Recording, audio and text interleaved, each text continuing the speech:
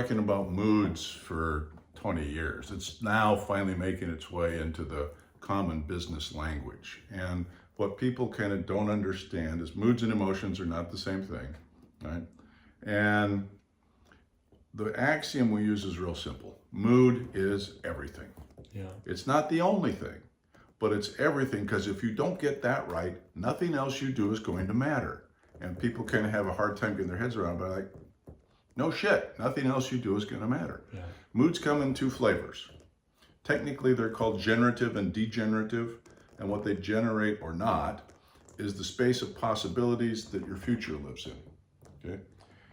Common language, positive, negative. So let's just stick with that. So positive moods, generative moods, examples would be trust, confidence, acceptance, right? Esprit, resolve, those sorts of things. Negative moods are distrust, resentment, resignation, cynicism, arrogance, complacency, entitlement. You know, unfortunately, that negative list rattles off a lot quicker. And what happens is there's a direct correlation between the prevalence of these degenerative moods, right? Yeah. And the number of people in an organization and the length of time it's been around. Why? Because we're still stuck in these antiquated management practices. Yeah. Right? Now, the thing about a mood is a predisposition for action. Okay? If I'm living in resignation, I'm predisposed to do nothing. Yeah. Oh, this sucks. Nothing ever works. Nothing ever goes my way.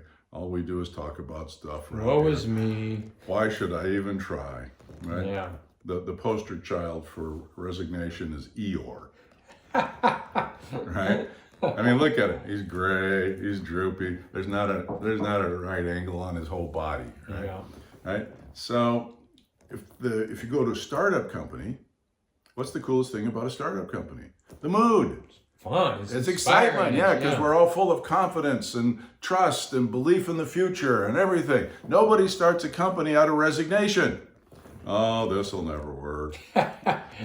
Let's go raise some money and start a business. You know, it's like, nah, no. I was going to invest in your company, but I realized that that ain't happening, right? Yeah. No, that doesn't happen. But how did we go from, you know, it's like, well, they're the little lovebirds, and now they're Edith and Archie, right? Yeah. You look it up, right? Look it up. Yeah, Edith and Archie. It's cultural reference, right? How did that happen?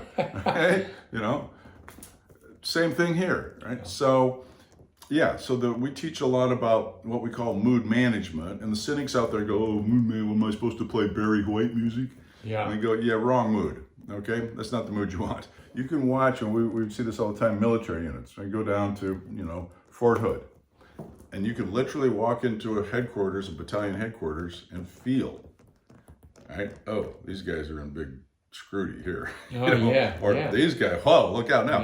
Yeah. It starts with leadership, but as I say to my CEOs, new CEOs, they're both frustrating and great to work with. I say, look, you've been a manager your whole life, now you're a leader. Those are two different things. Yeah. So let's be clear. So I ask them a simple question. What's your job?